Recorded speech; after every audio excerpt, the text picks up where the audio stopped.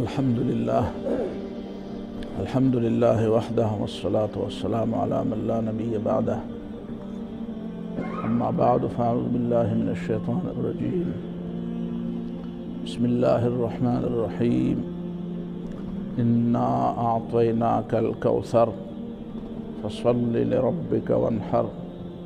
إن شانئك هو الأبتر صدق الله العظيم. حضرات دا سیرت النبی صلی اللہ علیہ وسلم دا بیان تسلسل دے. سورہ الکوثر چما ولستو دے سورت کی چدا انتہائی مختصر سورت دے. رسول اللہ صلی اللہ علیہ وسلم چپدے کی کمشان بیان شوے دے. بعض حضرات بیا د دې صورت ډېر زیات تلاوت په نتیجه کې د نبی علیه الصلاۃ والسلام په خوب کې د دیدار تذکره هم کړې ده. څوک دا صورت ډېر وایي نو کېدای شي چې الله تعالی ورته نبی علیه الصلاۃ والسلام په خوب کې دیدار نصیب کړي. ځکه دا د نبی علیه الصلاۃ والسلام د شان د عظمت یو ډېره لویه مظاهره ده. کله د نبی علیه الصلاۃ والسلام زوی وفات شو نو ابو جهل دی او ابو لهب دی او د خلکو خوشاله مناو کړی چې بس نبی علیہ الصلوۃ والسلام خو ابتر شو. ابتر معنا دا ده چې د نسل ختم شو. د بیا وروسته څوک نوم اخیستونکی نه وي. ځکه چې په هغه زمانه کې خو قبایلي نظام و، نو د خلکو دا خیال و چې د سړي ذاتي چې کوم اولاد دي، نسلي او صلبي اولاد دي، نو هغه به د هغه نوم ژوندی ساتي. د نظریاتو د اهمیت نه خو دغه خلک نه خبر، د فکر او د تهذیب او د عقیدې د اهمیت نه خو نه خبر. نو هغوی په دې خوشحالۍ مناو. ابتر به هغه چاته وایي چې لنډی بوچی به د خپل اصل نه به م کټو، د خپل را روان فرع نه او د هغه خپلو شاخونو نه او د خپل نسل نه او د اولاد نه به م کټو. اللہ تعالیٰ نبی علیہ الصلوۃ والسلام ته تسلی راولېږله چې انا اعطیناک الکوثر، یقینا موږ تا ته ډېر لوی خیر درکړو، ډېر لوی خیر هم درکړو. په هغه خیر کې دننه ډېرې خبرې شاملې دي. د نبی علیہ الصلوۃ والسلام مقام چې د الله تعالیٰ په نزد څومره بلند دی، دام کوثر دی. رسول الله صلی الله علیه وسلم شان چې په انسانانو کې څومره بلند دی، دام کوثر دی. دام دغه کوثر حصه ده. د نبی علیہ الصلوۃ والسلام تذکره چې د شپه او ورځ کېږي، دام د نبی علیہ الصلوۃ والسلام د دې کوثر تذکره ده، دام د هغې حصه ده. د رسول الله صلی الله علیه وسلم ته چې کوم ثوابونه او کوم اجرونه ملاویږي، دا امت مسلمه دا یو نیم ارب انسانان دی. په دې کې څومره خلک دي چې څه نیکۍ کوي، د دې ټولو نیکو کې د رسول الله صلی الله علیه وسلم حصه ده. که څوک مونځ کوي، که څوک د چا بندګانو حقوق ادا کوي، که چاته څوک خوږه خبره کوي، که څوک د ظلم او د نارواو په مخ کې بند تړي، که څوک علم خوري، که څوک څه نیکي خوري، په دې کې د نبی علیہ الصلوۃ والسلام باقاعده حصه ده. ځکه چې د دې بنیاد د رسول الله صلی الله علیه وسلم نه شروع دی. نو دومره ډېر لوی خیر دی چې د دې سره تصور نشي کېدی. بیا به د نبی علیہ الصلوۃ والسلام نیکۍ او مقام او مرتبه او څومره چې په خلک درودونه وایي، څومره چې خلک د نبی علیہ الصلوۃ والسلام دپاره دعاګانې غواړي، نو دا هغه الکوثر دا په دنیا کې خبره مې وکړه. غیر مسلم هم یادوي، مسلمانان هم یادوي. آخرت کې بیا د نبی علیہ الصلوۃ والسلام دپاره ډېر لوی خیر دی، ډېر لوی مقام دی. مقام محمود یو ډېر لوی مقام دی چې د هغې به صفت کېږي. هر څوک به صفت کوي، د هر چا په نسبت باندې هغه د صفت قابل مقام دی. هغه به هم الله تعالیٰ نبی علیہ الصلوۃ والسلام ته ورکوي. چې کله د قیامت په ورځ باندې ټول خلک سفارشونه غواړي چې زموږ څوک سفارش وکړي الله تعالیٰ ته، چې دا د قیامت دا سختۍ کمې شي، حساب کتاب دې شروع شي. نو آدم علیہ الصلوۃ والسلام، نوح علیہ الصلوۃ والسلام، ابراہیم علیہ الصلوۃ والسلام، دا ټول انبیاء به، عیسی علیہ السلام، موسی علیہ السلام، دا ټول انبیاء به انکار وکړي او آخري خبره به رسول الله صلی الله علیه وسلم ته راشي. نبی علیہ السلام به فرمایي چې انا لها، زه د دې مقام د پاره یم. نو بیا به نبی علیہ السلام سر په سجده کیږي او د الله تعالی نه به دعاګانې غواړي، د الله تعالی صفتونه او تعریفونه به کوي، او بیا به الله تعالی ورته اجازت ورکړي چې ارفع راسک یا محمد. اوس محمد صلی الله علیه وسلم سر پورته کړه سجدې نه،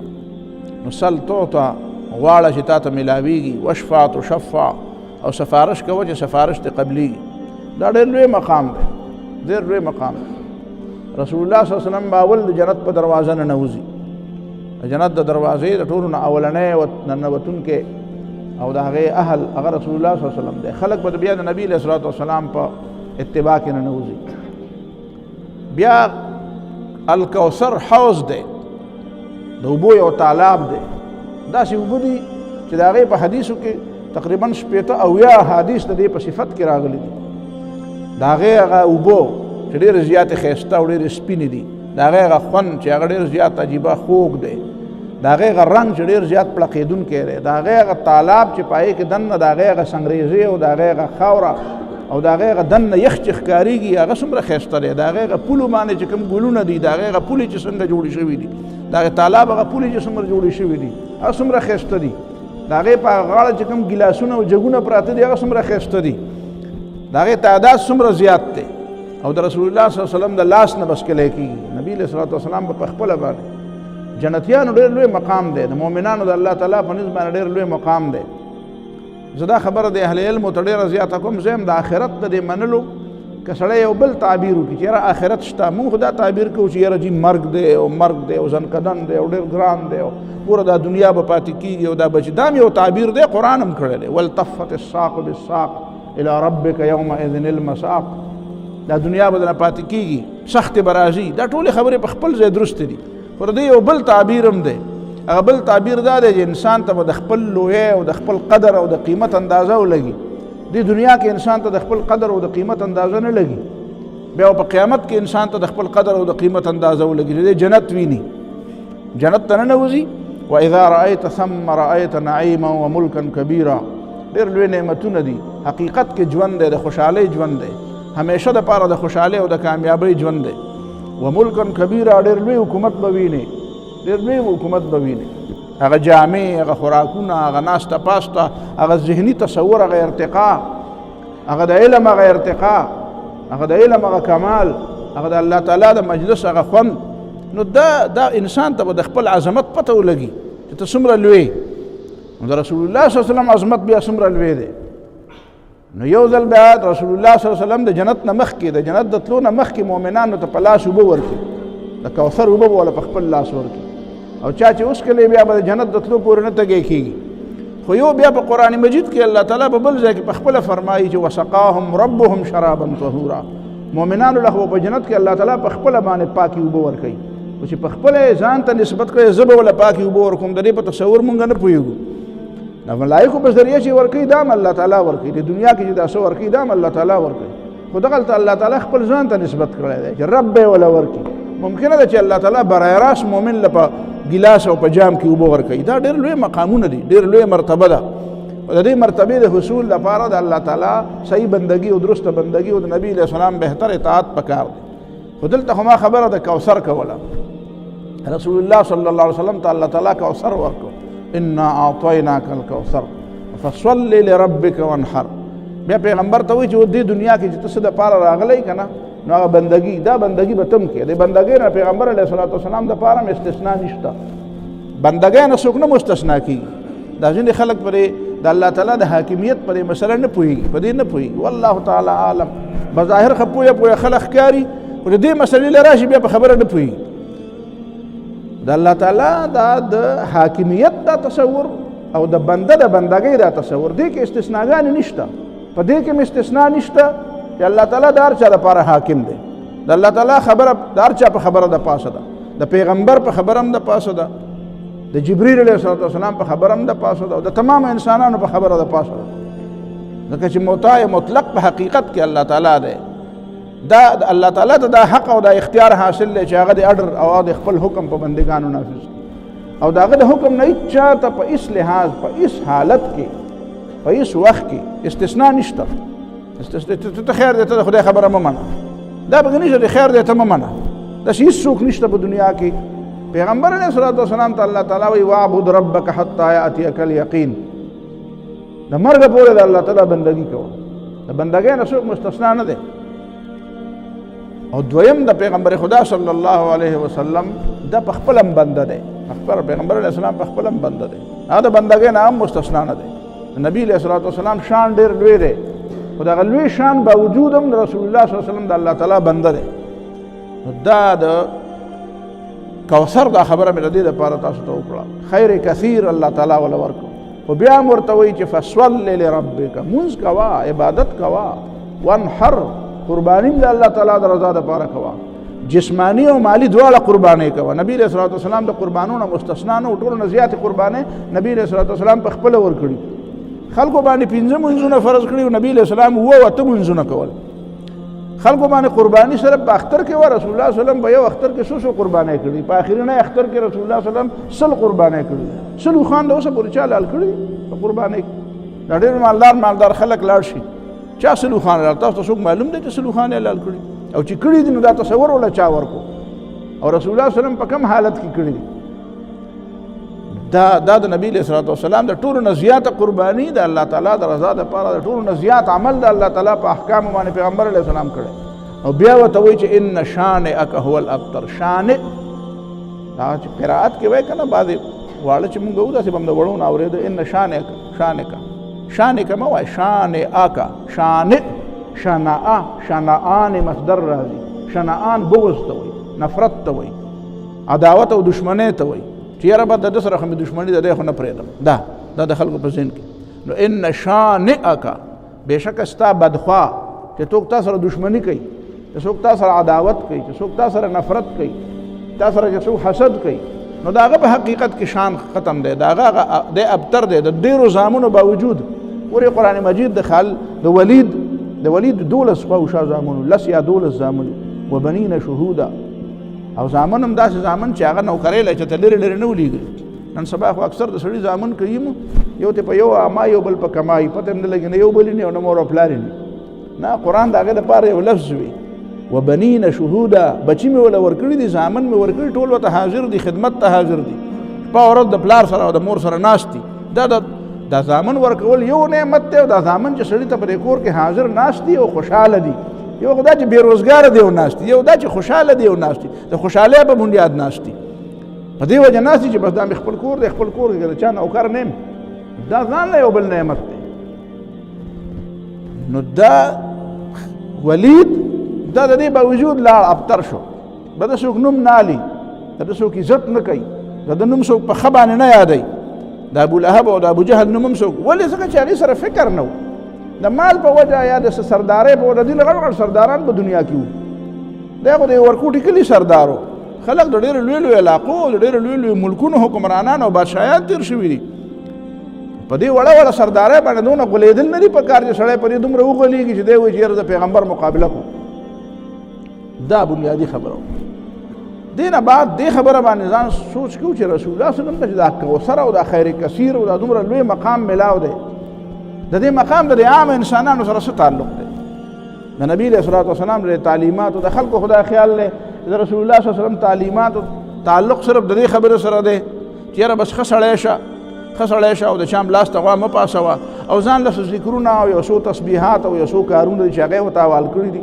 نه د رسول الله صلی الله علیه وسلم د دې تعلیماتو او د دې خیر کثیر تعلق د تمام دنیا د انسانیت سره دی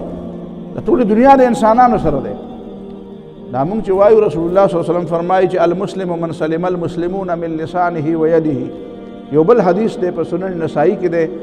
په نورو کتابونو کې هم شته په هغې کې نبي علیه الصلاة والسلام فرمایي المسلم من سلم الناس من لسانه و یده مسلمان هغه څوک دی چې انسانان د هغه د شر نه او د هغه د لاس او د ژبې د شر نه محفوظ پیغمبر علیه الصلاة والسلام د ټولو انسانانو لپاره د خیر پیغام ورکړی بې ځایه بغیر ضرورت نه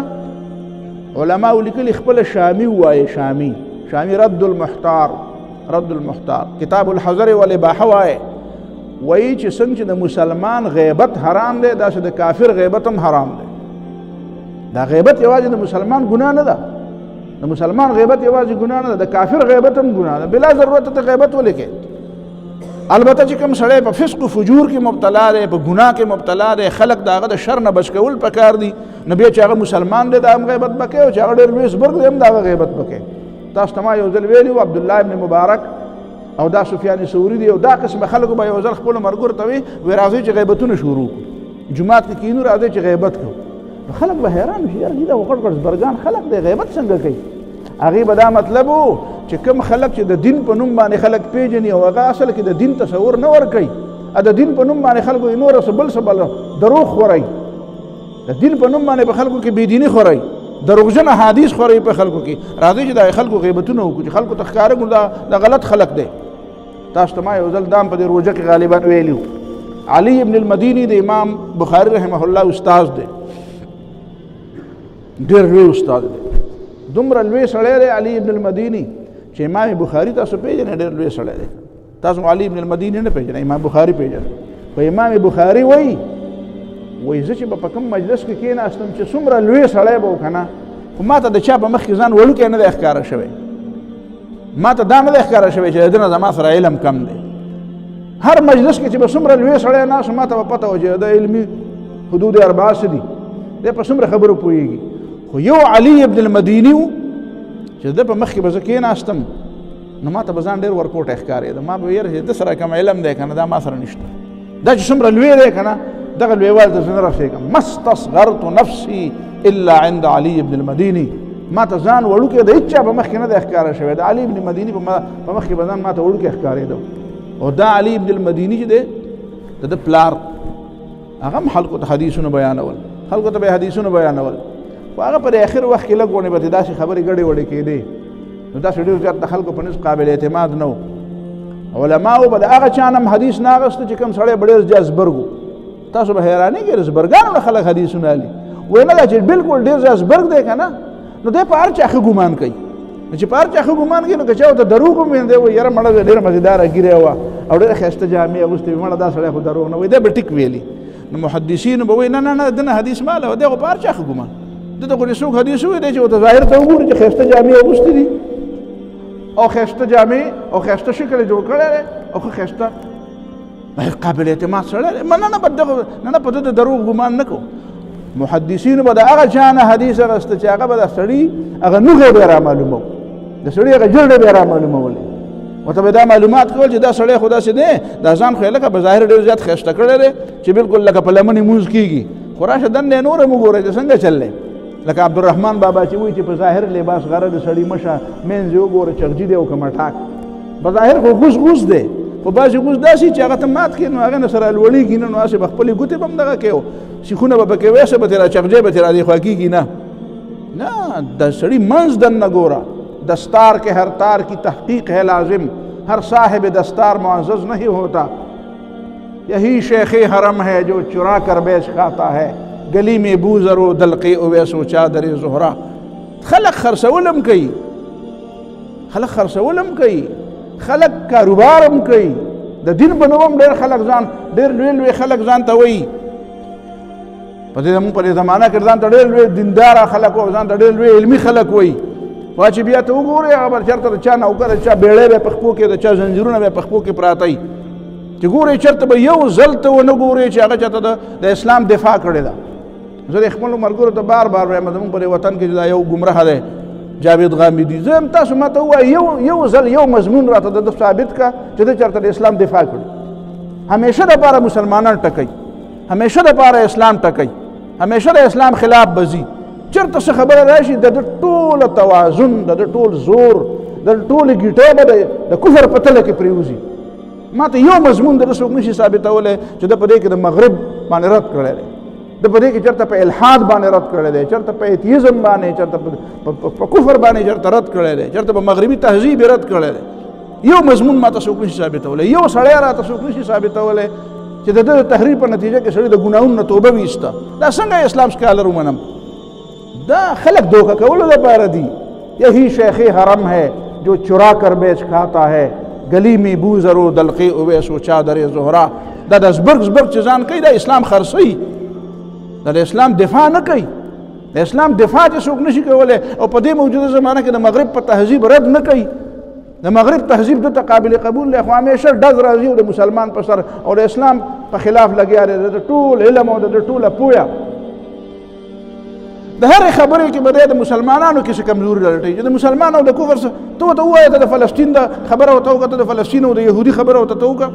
دی به ټول عمر د فلسطینیانو په باره کې نه جي دا په هېڅ هم نه پوهېږي، دا ګمراه خلک دی، دا خو دا چل دوی په د ځمکې مړه په خپله خرڅې کړي دي، دا خو دا چل به د یهودي هغه ټوله ګناه پټه شوه او د مسلمان هغه ټوله ګناه راښکاره شوه. بس مسلمان ګناهګار دی چې د یهودي خلاف هلته جنګ کوي، یهودي ګناهګار نه دی چې د مسلمانانو په ځمکه قبضه لګولې ده. دا د نو بهرحال خبره ډېره اوږده شوه. علي ابن المدیني خلکو به حدیثونه بیانول، نو علماو به د هغه چا نه حدیث نه اخسته چې یا به ډېر زبرګ و، وایي دی په هر چا ښه ګمان کوي، دی خو هر چا ته ښه سړی وایي، دی خو دا ټول ښه سړي دي، نو چې هر سړی ښه سړی دی نه دنه حدیث ماله، دی خو دته چې چا حدیث وي د ځان یې وله جوړ کړو، هم دی به وایي یاره ډېر ښه سړی و، یاره په جومات کې خبره کوله نو اخر دروغ به څنګه وایي نو بس خلکو خو دا چل زده کړه، په جومات کې بیا خلکو دروغ شروع کړو، بیا خلکو د دروغ دپاره مختلفې لارې جوړې کړې چې د خلکو اعتماد بحال کړي. نو د ده د خلکو تپوس وکړو، دروازه ورته سړي وډبوله علي ابن المدیني ته،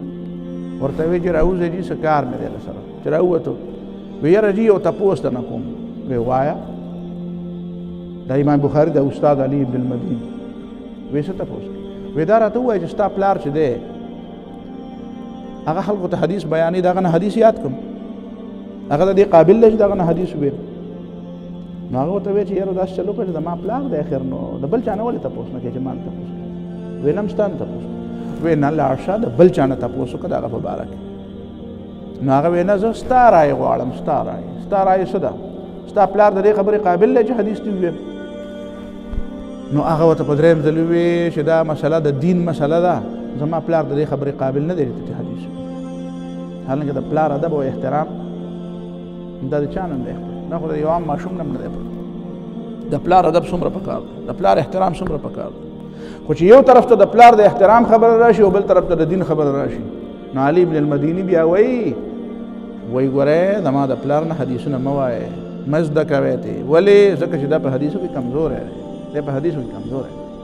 د زوی دا مرتبه ده، زوی د پلار د مرتبې ته د ده د شاګردۍ د پلار نه شاګرد، د پلار شاګرد دی، د پلار نه زده کړي دي، خو د دې باوجود وایي دا نه د دین معامله، د دین معامله. نو د دین په معامله کې به بیا دا قسې نه وي، د دین په معامله کې به بیا دا قسې نه وي. دا خبره دومره لرې ده کوم ځای پورې راغله، څه خبره مې کوله وایې که نه تاسو څنګه چل د کوثر خبره خو مې پرېښوده، بیا خو مې بله خبره شروع حاجي څنګه دشمنی باندې. به هر حال ما دا خبره کوله چې د رسول الله صلی الله علیه وسلم تعلیمات د ټولې دنیا د انسانانو دپاره هر چا دپاره پکې خیر دی. نو ما وی شامل لیکلي دي چې غیبت به د کافر هم نه کوي. نو صحاب علماو لیکلي چې غیبت څه ته وایي، خبره مې په دې پورې کوله، تاسو ته یو دم نه دی یاد، خبره مې په دې پورې کوله چې غیبت د کافر هم ګناه ده، خو که دا غیبت د خبره د دین خبره وي نو بیا دې ته غیبت نه ویلی کېږي. خبره مې په دې پورې کوله چې که د دین معامله نه بیا د ځینې خلک به وایي یاره تاسو د سیاسي خلکو غیبتونه کوئ، تاسو د خلکو غیبتونه، دا قرآن مجید کې خو دا ټول غیبتونه دي. نو بیا به څنګه چل تبت یدا ابي لهب وتب، ابو لهب د خدای تباه کی، او منافقانو دا وي او اذا جاءك المنافقون قالوا نشهد انك لرسول الله، چې منافقان راشي وي ته د خدای پیغمبر یې، والله يعلم انك لرسوله، الله تعالی ته پته ده چې دا پیغمبر دی. هو الله يعلم ان المنافقين لكاذبون والله يشهد ان المنافقين لكاذبون، الله تعالی گواه دی چې منافقان دروغجن وي. یو سړی راغی نبی علیہ الصلوۃ والسلام ته آواز، نو نبی علیہ الصلوۃ والسلام ته حضرت عائشہ رضی الله تعالی عنها دا څوک دی؟ وی بئس اخو العشیرته، وی په ټوله قبیله کې ټوله ناکار او ذلیل سړی، ناکاره سړی. بیا نبی علیہ الصلوۃ والسلام له بار ته ووتو، چې ووتو ورسره ډېر په ښه مینه میلاو شو، په مینه ورسره میلاو شو. چې واپس کور ته راغی نبی علیہ الصلوۃ والسلام ته حضرت عائشہ رضی الله تعالی عنها فرمایي د خدای پیغمبر تا خو ماته وی ناکاره سړی دی، تا خو ورسره داسې ښه په مینه خبرې وکړې. نو نبی علیہ الصلوۃ والسلام ته متا وجدتني لعانا، زه خو مخامخ چاته بدې ردې نه ویم، خو ته مې په دې پوهولې چې سړی ښه سړی دی، هسې نه چې زه ورسره خوږې خبرې وکړم، میلمه دی دروازې له راغلی نو دروازې ته چې راشي خوږه خبره به ورسره خود کوم، خو ته مې په دې پوهولې چې سړی ګوره ډېر ناکاره سړی دی، هسې نه چې سبا پې ته اعتماد وکړې او ته وایې چې دا ښه سړی دی ځکه چې پیغمبر سره خوږې خوږې خبرې کړې وې تا ته مې ښوده چې سړی ورې ناکاره سړی دی او کله کله د ناکاره سړي سره هم سړی په دې وجه خبره کوي چې د هغه دغه ناکاروالي نه ځان ساتي د هغه د شر نه سړی ځان بچ کوي لکه نبي علیه السلام فرمایي د ټولو نه بدترین سړی هغه دی چې د هغه د شر نه خلک ځان غلی ساتي چې هغه چونکې شري سړی دی نو خلک د هغه سره د ملاوېدو نه ځان ساتي چې بس یار د دې سړي نه دې ګنده ډنډې نه لرې اوسېږه بس که مخامخ درغه جدا خبره ده کني پر پښتو کې چې وی د زورورو نه یا لرې او یا غلی بس غلی دې اوسېږه نو دا مې د دې دپاره وویل چې نبي علیه الصلاة والسلام په دې شریعت او په دې دین کې خو د غیر مسلم هم ډېر حقوق دي داسې حقوق نه دي لکه زمونږ دا صاحبان چې وایي لکه بله ورځ 13 جمعه مې راته وویل چې یاره جي که څه کنځل هم کوي پیغمبر ته نو خیر دی نه جي پیغمبر ته د کنځلو حق مسلمان ته هم نشته نو کافر ته هم نشته زمونږ یو بله صاحبه ده الله تعالی دې ژوندی لري صاحبان ډېر شوي پوهېږې په خبره باندې هغه وایي چې ګورئ ورته تاسو دا یهودیانو ته دشمنان وایې یهودیانو ته دشمنان وایي او تاسو په مانځه کې چې اللهم صل علی محمد وعلى آل محمد کما صلیت علی ابراهیم وعلى آل ابراهیم انک حمید مجید نو په آل ابراهیم باندې تاسو درود وایې او آل ابراهیم خدای یهودیان دي که نه نو هم په درود وایې په هر مانځه کې د خدای نه ولا دعا غواړې او ورته وایې دا غلط خلق دی عجیبه غوندې خبره ده عجیبه خبره ده قرآن وایي چې کوم پیغمبر دا خبره کړې ده هغه پیغمبر دا خبره هم کړې ده چې یهودیانو ته وایي ان اليهود قوم بهتون یهودیان ډېر بهتان تراش خلق دی دا الزامونو لګولو کې ډېر تکړه دي دا په دروغ وینا کې ډېر تکړه دي بیا نبي علیه الصلاة والسلام ته یو ځل مخامخ راله په یو خبره کې او بار بار ورته رسول الله صلی الله علیه وسلم خبره کوي او په خبره او هغه خپل زده خبرې نیولې ده همغه زدې نیولې همغه زدې نیولې نبی علیہ الصلوۃ والسلام ته فرمایي اخسئوا یا اخوة القردة والخنازیر کورې شي خنزیران او شادوګانو بچو دا مته نبی علیہ السلام ویلي دي چې شادوګان او خنزیران د الله تعالی جوړ قرآن مرته دا ویلي دي چې من لعنه الله وغضب عليه وجعل منهم القردة والخنازیر وعبد الطاغوت الله تعالی په لعنت کړی دی الله تعالی ورته په غضب دی الله تعالی ته شادوګان او خنزیران جوړ کړی دي دا هغه خلق دي چې د طاغوت بندگی کړی ده او دی هغه کسان دي چې د خدای پیغمبران وجل ويقتلون النبيين بغیر الحق پیغمبران په ناحق وجل دی هغه خلق دي چې دی په خپل وایي چې انا قتلنا المسيح ابن مريم انا قتلنا المسيح عيسى ابن مريم رسول الله وي هغه عيسى زوی د مریم چې د خدای پیغمبر او تاسو وایي دا مونږ وجل د عیسایان چې صلیب په غاړه کې چولې دا ولې چولې ځکه چې عیسی علیه السلام یې پانسي کړی دی نو ته تاسو کوئ چا پانسي کړی و يهوديانو پنځه کړي يهوديان اوسه پورې دا ویل دي چې موږ دا غلط کار کړی دین انکار کړی اوسه پورې چې انکار کړی د عیسایانو ته به ویل وکړي چې موږ نه دی وجلې چا به بل چا وجلې یا به دا ویل چې موږ د دې خبره اعلان کوو چې موږ عیسی علیه السلام نه نه ماغوی دا وایي چې موږ عیسی علیه السلام وجلې چې د خدای پیغمبران وجني ويقتلون الذين يأمرون بالقسط من الناس علماء لیکلي دي 40 نواله تر د 120 پورې کسان یو ځر په دې وجه وجلیو چې پیغمبران شهیدان کړو پیغمبران نه یا 12 پیغمبران په یو ورځ وجل په هغه زمانه کې به پیغمبران ډېر راتلو په یو کلی کې به پیغمبرو نو د پیغمبرانو پسې ورپسې د ټول راجمع کړو او دا پیغمبران شهیدان کړو بیا د دې پیغمبرانو په دې ورځ باندې د قتل په دې ورځ باندې جشن مناوه او ګډېدو شراب اسکل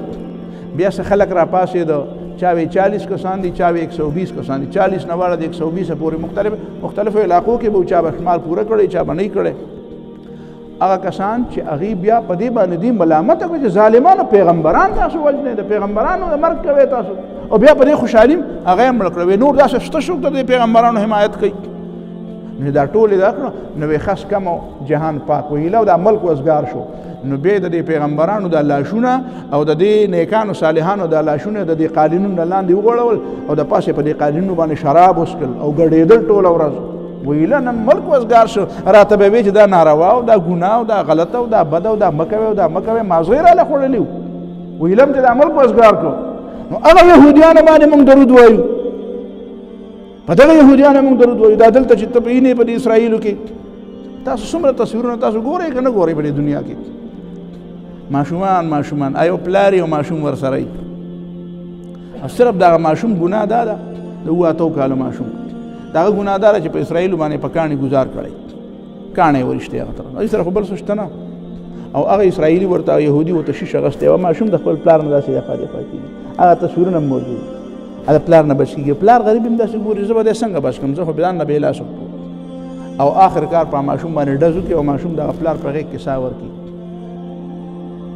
او ته ماته ووایې زه په دې باندې په مانځه کې درود لیږم نو خدای نه یېرېږه لږ که نه خدای یاره خو ته وایې زما په زړه کې شته نو د خدای نه یاره دې ته وایي چې ته ظالم او مظلوم نه پېژنې ته ظالم او د مظلوم فرق نه کوې دا په دې غزه باندې چې دا په مخه بمباري کوي دا په دې فلسطینه څو ځله تاسو وکتل یو یهودي فوجي په لاره روان دی او دوه ماشومان لوبې کوي چې ورته پته لګېده دا مسلمانان دي نو داسې رانیولې یو خوا بل خوا یې کتلي دي نو د دې دغه نه رانیولي دي او دلته بره په چته کې چت دی داسې په دغه کې میخونه دي نو هغه میخونو ته یې دواړه ورچولي دي نو خلک څوک پرې راغله کني نو هغه مرۍ ته هغه خپلې جامې هغه یې مرۍ ته دغه شوي سترګې راوتې دي دومره دومره واړه واړه ماشومان هغه وایي چې کم فوجي مسلمان مړ کړي که نه نو هغه په هغې کې هیرو وي وایي د یو مسلمان وژلی دی نو بیا سکولونو ته یې راولي د پرایمري سکول ته یې راولي او ماشومانو ته سلوټونه وکړي وایي دا هیرو دی دا ډېر لوی سړی دی ولې ځکه چې د مسلمان وژلی دی هغه په خپلو تعلیمي نصابونو کې مسلمان خپلو بچو ته دا ښیي وایي دا مسلمانان چې دي که نه دا ظالمان دا مشرکان دي دا ظالمان دي تاسو نه ځمکې قبضه کړي دي دا د خدای دشمنان چې دا دې مړه که تا ته اجر ملاویږي تا ته به جنت ملاویږي دا ته څنګه ځان ته یهودي وایې چې تا چېرته د اوسه پورې یو مسلمان هم مړ نه کړ بیا هغې کې د ټولو نه لوی خلک هغه دي د ټولو نه لوی هیروګان هغه دي چې زیات مسلمانان وژلي د هغې قبرونو له ماشومان بوځي د سکول ماشومان ته چې ټور له بوځې که نه په چېرته کشمیر ته بوځې او چېرته مري ته بوځې هغه د هغه خلکو قبرونو له بوځي چې کوم خلکو هغه قبر کې دننه چې کوم یهودیان پراته دي چې هغه یاره دا د ډېر لوی سړي قبر دی ولې ځکه د دومره دومره مسلمانان وژلي دي اوس دا وایي چې دا فلسطین به د مسلمانانو نه خالي کوو اوس وایي دا غزه به هم د مسلمانانو نه خالي کوو نو ته څه وایې زنانه په څومره په جیل کې نارینه څومره په جیل کې ماشومان هغه شیخ یاسین رحمت الله علیه به تاسو ته یاد دي که نه چې بلکل خپې نه وې خپې نه وې په کټ کې هغه به میزایل باندې ویشته نو دغه یهودیانو باندې ته درود وایې نو ته د دې نه خبرې آل ابراهیم نه مراد انبیا دي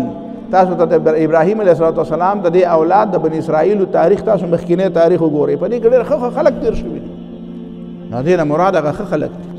بد خلق چې دي په بدو خلکو باندې زه درود وایم د خدای په دشمنانو چې الله تعالی ورته وایي چې دا غضب علیه الله تعالی ورته په غضب دی لعنتیان دي شادوګان او خنزیران ته خدای جوړ کړي نو چې چا نه شادوګان او خنزیران جوړ کړي په هغې هم زه درود لیږم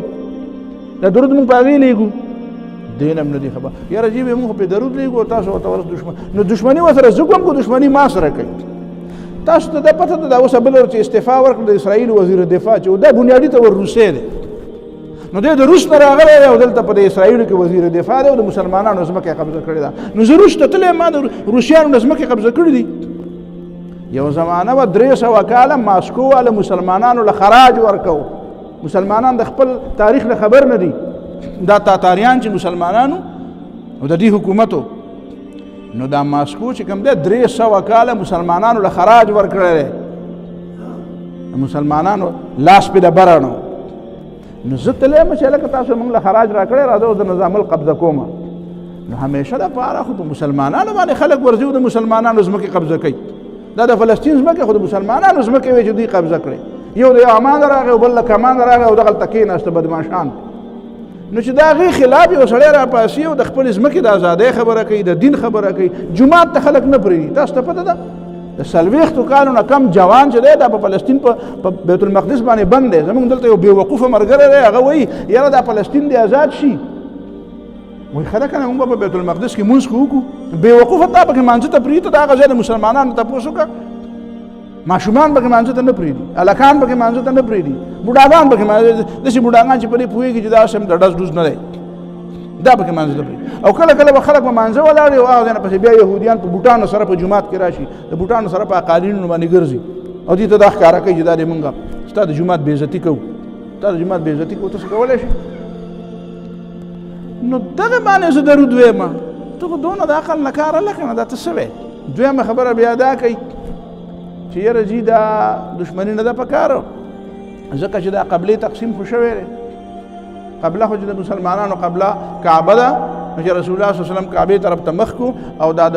دا فلسطین دا قبله او دا بیت المقدس پرېښود نو دې معنا دا د یهودیانو او د عیسایانو شوه. نو زما په خیال کې خدای پاک تقسیم وکړ. ستا دا خیال له کوم ځای نه جوړ دی؟ زه په دې نه پوهېږم. تا دا خپل خیال له کوم ځای نه جوړ کړی؟ تا چا نه سبق ویلی دی؟ تا قرآن چا نه زده کړی دی؟ تا تفسیر ویلی دی؟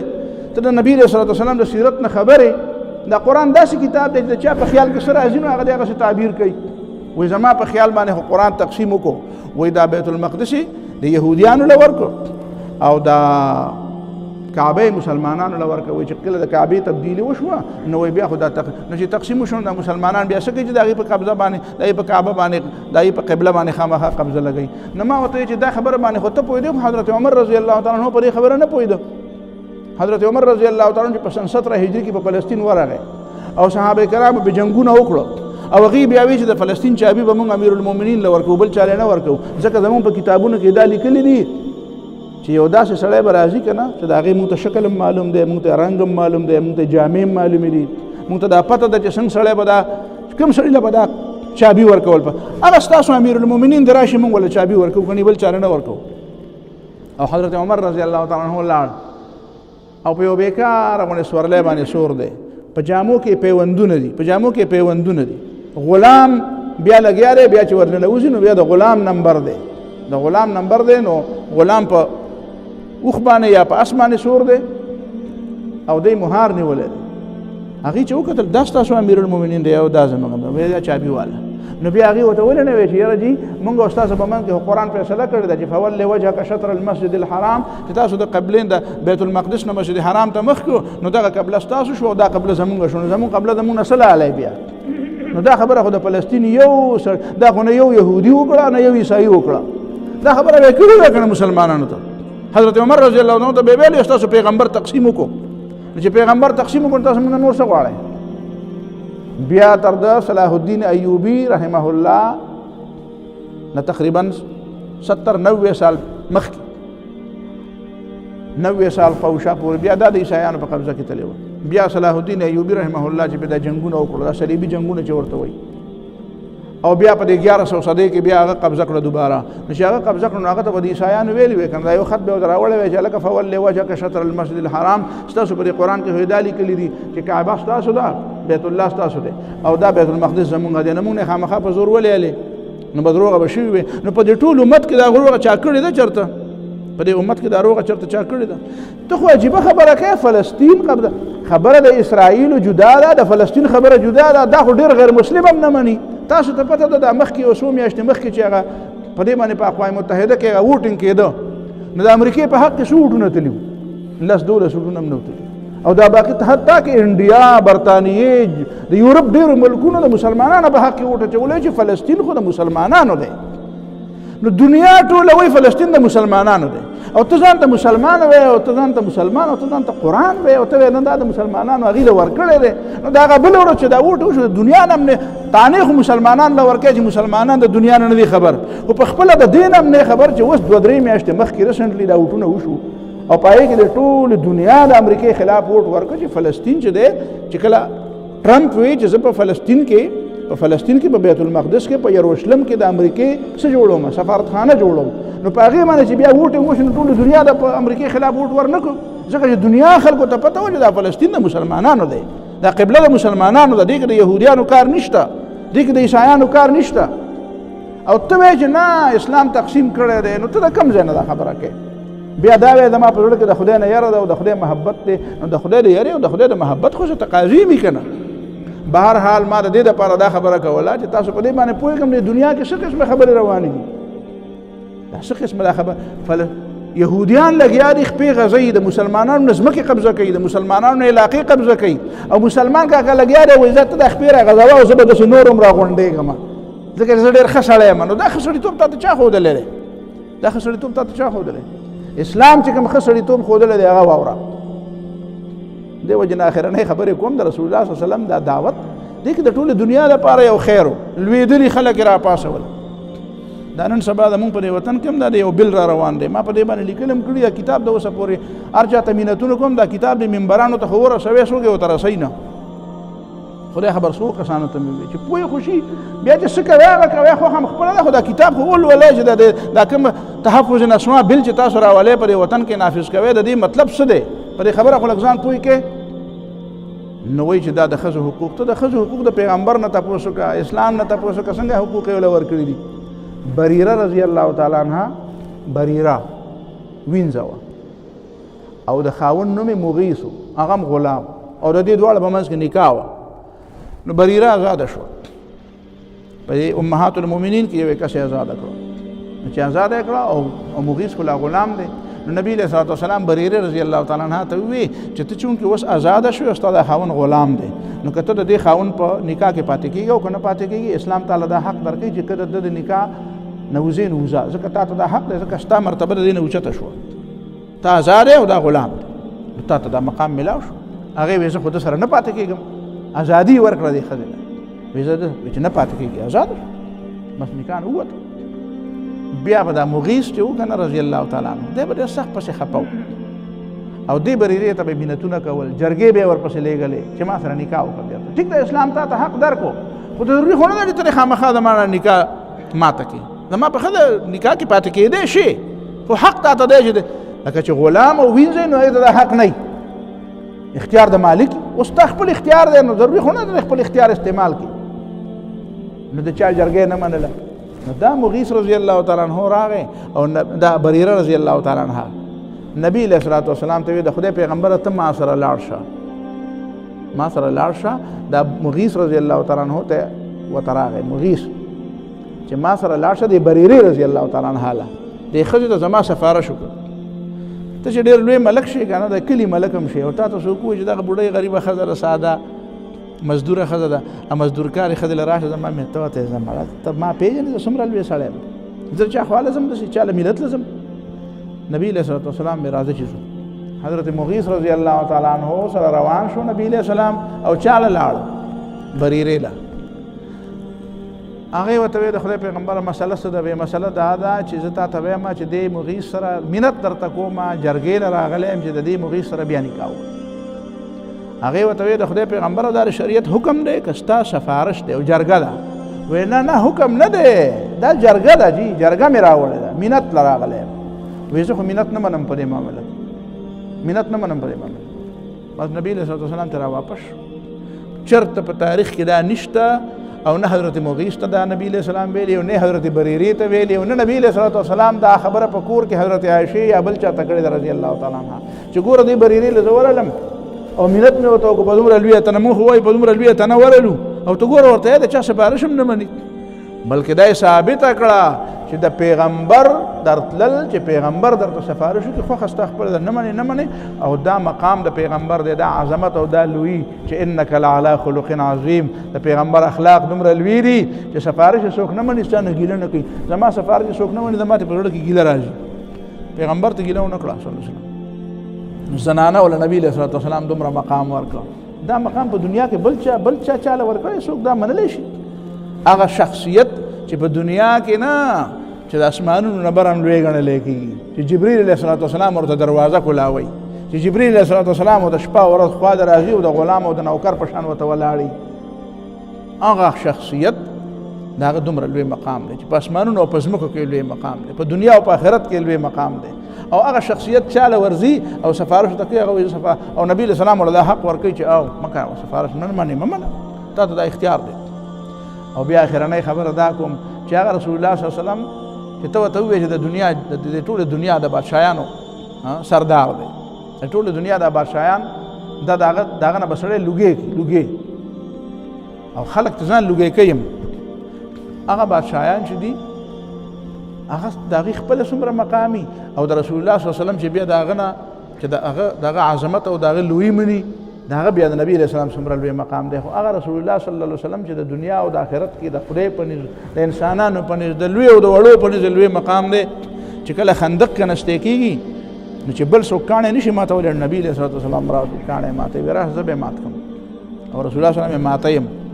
او بیا څنګه چې نور مزدوران لګیا دي نور صحابه کرام لګیا دي او په ټوکرۍ کې او په جولۍ کې خاورې رالي ښکته د دې کندې نه راوباسي او بار یې لرې کوي او دا ځای صفا کوي دا کنده جوړوي نو رسول الله صلی الله علیه وسلم په خپله باندې په بوجۍ کې او په دغه کې په ټوکرۍ کې خاورې رالي پر خپل وجود باندې په ری وجود باندې او داسې د نبی صلی الله علیه وسلم د لنګ اغوستی او د سینې خالی وه نو صحابه کرام فرمایي چې مونږ قتل نبی صلی الله علیه وسلم ته نو هغه دوړو د نبی صلی الله علیه وسلم په دې سینه باندې داسې بالکل په هغه یختو هغه دوړې پرتې وې او څنګه چې صحابه کرام نور په لوګه باندې کار کوي نبی صلی الله علیه وسلم هم په خېټه پورې کاڼې تړي او بیا چې نبی صلی الله علیه وسلم لا حضرت ام سلیم رضی الله تعالی عنها لګونه دعوت ولورکي ام سلیم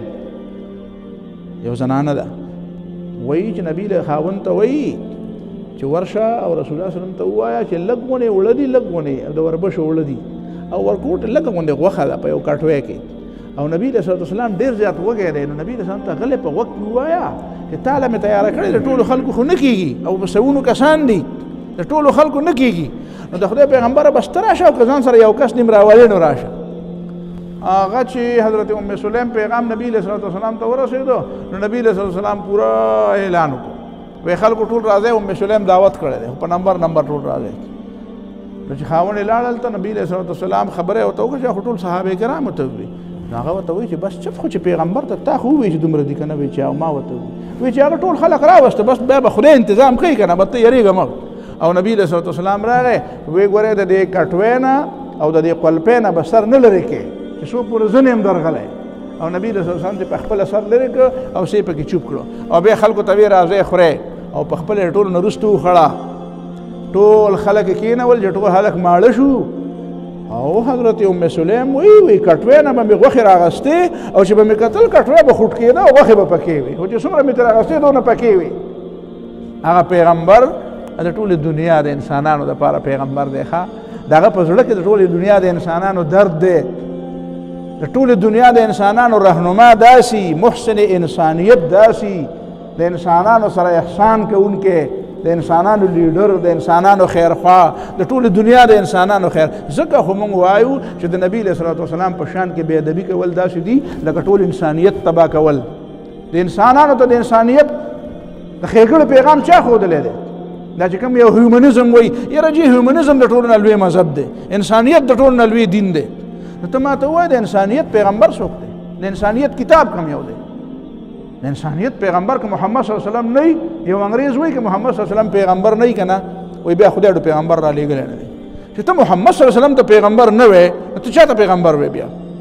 د محمد صلی الله علیه وسلم دومره لوی مقام دی نو د انسانیت تعلیم خو خلکو له پیغمبر علیه السلام ورکړ انسانیت سبق خو خلکو له قرآن ورکړ او ته د پیغمبر علیه السلام په شان کې ګستاخي کې او یا چې څوک د پیغمبر په شان کې بې ادبي کوي نو ته د هغې ملګرتیا کې نو ته خو لږ په دې باندې سوچ وکړه که نه چې ته پیغمبر پیژنې د دې وجې نه د دې خبرې ضرورت دی زه بار په هر ربیع الاول کې خلکو ته دا وایم زه هم کم از کم دا یوه میاشت په خپله او په دې خپلو بچو باندې د پیغمبر سیرت لږ وګورئ دا وګورئ که نه چې پیغمبر علیه الصلاة والسلام څومره عظیم دی بس موږ خو صرف په دې باندې پیژنو چې بس نعتونه ووایو قصیدې ووایو او څه چراغان وکړو او څه بلپونه ولګوو او څه کورونه ښایسته کړو او بس خبره ختمه شي بیا یېرې زموږ نه پیغمبر علیه الصلاة والسلام رسول الله صلی الله علیه وسلم د یېرولو شخصیت نه دی ښه د یېرولو شخصیت نه دی هر وخت د یادولو شخصیت دی او چې پیغمبر د نه هېر شو نه بیا په چا پسې ورپسې بیا په کندو پسې ورپسې د پیغمبر نه علاوه د پیغمبر نه علاوه چې چا هم لار اختیار کړه که نه چې قدم د پیغمبر په قدم نه ږدي خلک خو به نور څوک یادوي خو د پیغمبر په قدم باندې څوک قدم نه ږدي که نه دا سړی مسلمان نشي کېدی د پیغمبر د لارې نه علاوه چې څوک بله لاره لټوي نه به چېرته رسي جهنم ته خو به رسي خو پیغمبر ته جنت ته نشي رسېدی به مصطفی برسان خیش را چې دی همه اوس پیغمبر ته ځان ورسوه دین به درته د پیغمبر نه میلاویږي اگر به او نه رسېدي تمام ابولهبي که پیغمبر ته ونه رسېدی په لاره کې بې شمېره ابولهب دي په مختلفو شکلونو کې دي بیا به دې چېرته جهنم ته بوځي و جنت ته به لاړ نشي وان تطیعوه تهتدو که د پیغمبر اطاعت دې وکړو نو په سمه لار به شې که د پیغمبر اطاعت نه کې نو نور اطاعتونه ته د الله رضا ته نشي رسولی اقول قولي هذا واستغفر الله لي ولكم ولسائر المسلمين